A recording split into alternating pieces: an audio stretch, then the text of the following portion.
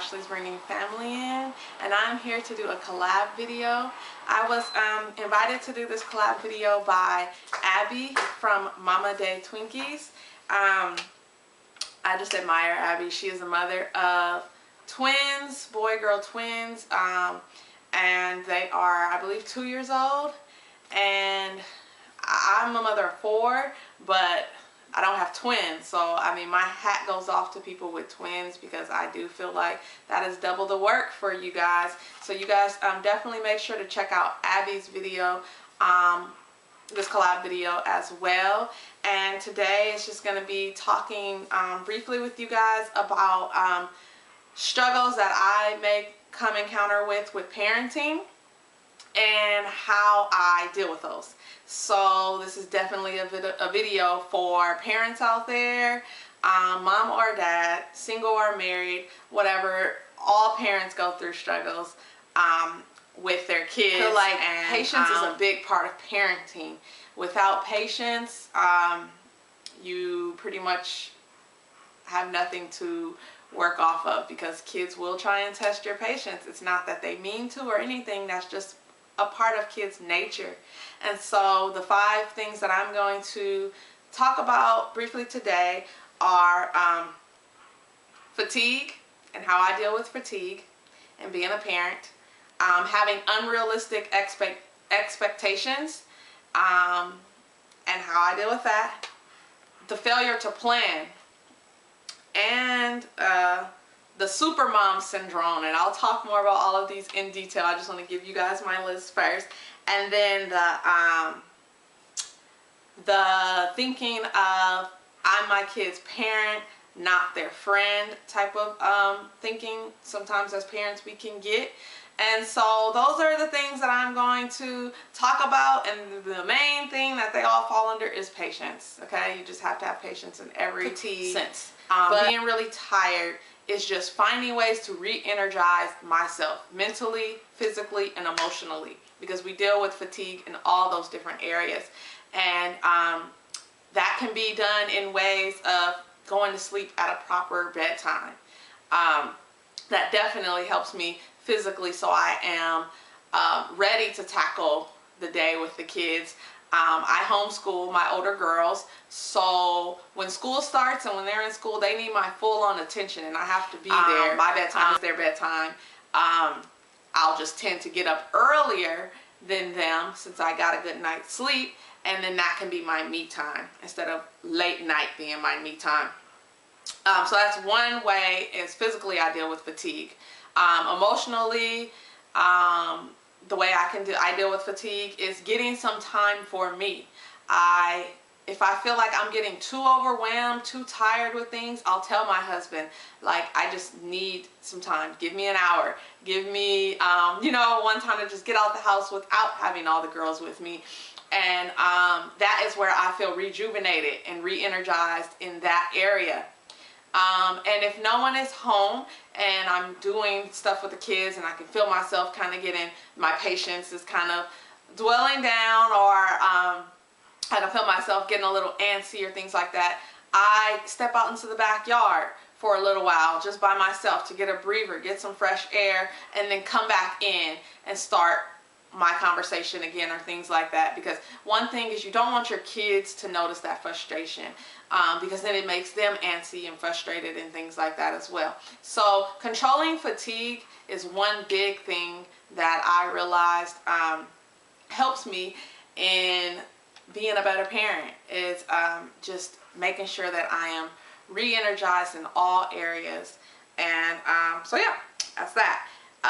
Unrealistic expectations. So sometimes in our head we picture things that they're going to happen a certain way. Expectations that we had in our head, they don't follow through, it's okay. It does not mean that you failed in what you planned to do or anything like that. It just means that everyone's human and we all do things. So for example, let's say you want to do a family picture, and in your head you have it perfect. This is how this picture is going to work. This is how everyone's going to look. No one's going to get dirty. We're going to do it in one take and we're going to be out of there. Those are all unrealistic, especially with kids under 1, 2, things like that. It just doesn't happen. Even my things don't go your way, you don't want to act off of those emotions because you wanted them to go a certain way. So just taking a deep breath. And you know, sometimes we have to laugh at our situations, and it may be hard to do at that moment, but I promise you that you'll look back at those situations or that bad photo or whatever, and you'll laugh about it later. So just try not to be so hard on yourself in that moment. So yes, that's the next thing. Failure to plan. So a big part in parenting, I feel, is planning. Like, you definitely have to plan, because you want to go heads on with your day. And if you have a plan in set, then it makes it a little easier. Now, going back to the unrealistic expectations and failure to plan, they kind of work hand in hand, because even with the plan, it doesn't mean that necessarily your whole day is going to go like your agenda or how you planned it. Things happen. Problems occur, situations change, but having that plan into play can definitely help you along the way. So having a plan is definitely a good thing to have. Make a list. I do meal plans is one of the planning things that I have for my family. So for the whole month, I have my whole meal plan for the month. I know what we're going to eat. It helps me with grocery shopping, because I know what we're going to eat. I know what we need. And so I don't overbuy or underbuy when I go grocery. It's already there. So that's one good thing that is good to plan, and just helps you as a parent with peace of mind, because something is already taken care of.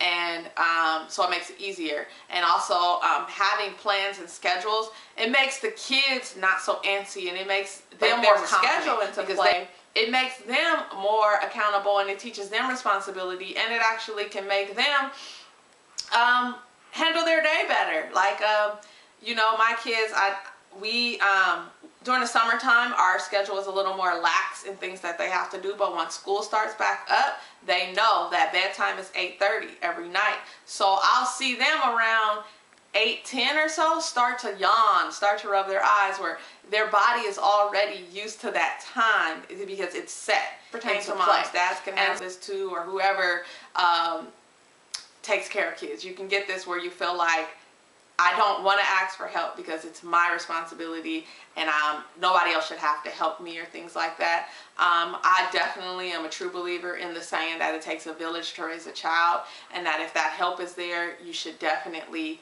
take it. And so the way to get past supermom syndrome is just to know and reassure yourself that it is okay to ask for help, or to say that you need help. It is okay. It does not make you a bad parent. It does not make you a parent that does not know. It actually makes you a better parent, because you're taking that selfishness aside, that I can do this all by myself, and releasing some of that onto people to help you every once in a while. And so I struggle with this one a lot, because I am very I have a schedule, like I said, and so I feel like if I send the kids off, or someone goes, my schedule is going to get off whack, or they're going to forget the things that I'm trying to instill in them. And I need to reassure myself that that is not the case, that you know, my oldest is 10, and so I should not still feel those ways, because I should feel like I've instilled enough in her throughout these years that when she's not in my presence, that my presence is still there. If that kind of makes sense. Like, I have to have the confidence that she is able to make good decisions based upon how I have started to raise her and do things. And with my younger ones, it's not so much, I feel like their schedules and stuff get off, but just, you know, knowing that you, as a parent, you never feel like no one is going to love and take care of your kid as much as you do, no matter who it is. Even if it is a family member or something like that, you just don't feel that it's possible, but it is.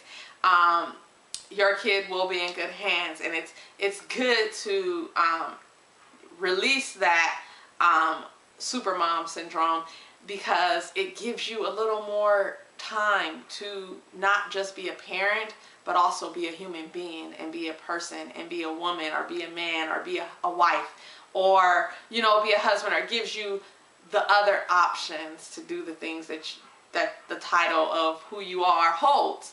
And so I definitely think that having that supermom syndrome is definitely can be a setback in some ways for people. And the best way to get past that is just to know it is okay to ask for help.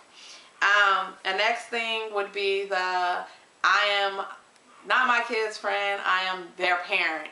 I hear a lot of people say that, you know, if you play around and joke with your kid too much and make it like you're a friend, they're not going to respect you.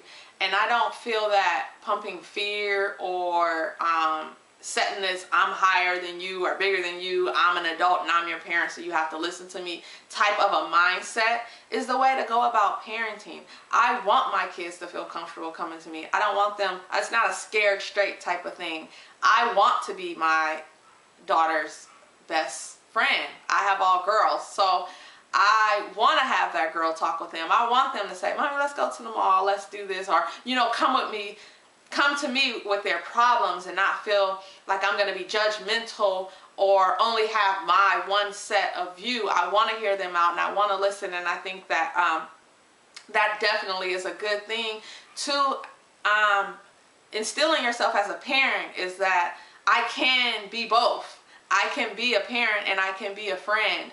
And that to let your kids know that you are the safest person in the world for them to come to with any issues, problems, concerns, or anything, that you can joke and laugh with them, you can go play with them, you know, but that respect level is still there. And I don't feel that I feel that the respect level too, and not just a friend but a best friend. Be that shoulder to cry on, be that person there to not judge and listen to them and hear them out, because you just want to always instill in your kid that they can trust you and that you are there for them and that you have their best interest in heart in any way. Even when they are making a mistake, you will listen first and, you know, then give your constructive criticism.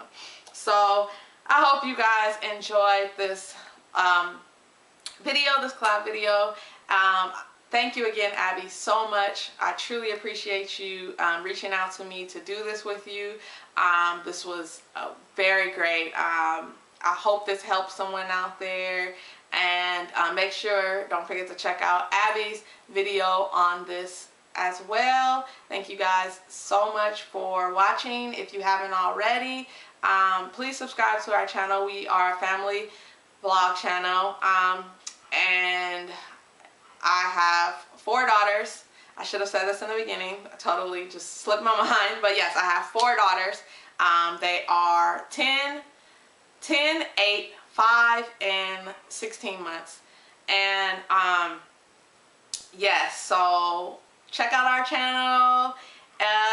Thank you again so much for watching. Please like, subscribe, comment, and share this video. Leave in the comments some of the things that you deal with as a parent too, and how you cope or handle those issues. I would love to hear from other parents out there. If you have any questions or anything about anything I stated in this video, or just questions in general about parenting, I would love to answer any questions. And thank you guys again so much for watching. Bye.